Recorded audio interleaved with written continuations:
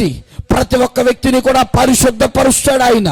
నీ ఇంటిలో కూడా అటువంటి పరిస్థితుల్లో గనుక ఉంటే సంవత్సరాల తరబడి ఏడ్చి కన్నీళ్లు కూడా రాకుండా ఏడ్చావా?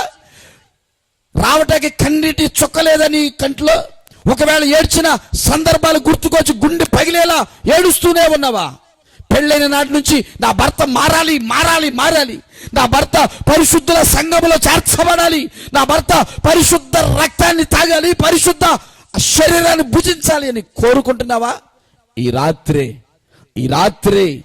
రాత్రే నా దేవుడు మీ జీవితాల్లో గొప్ప కార్యాలు చేయబోయే రాత్రి. ఈ రాత్రే నీ భర్త జీవితంలో, నీ పిల్లల జీవితంలో గొప్ప కార్యం చేయబోయే రాత్రి. ఆయన ఉదయం వచ్చినట్లుగా వచ్చి ప్రతి ఒక్కరిని కూడా పరిశుద్ధపరుస్తాడు.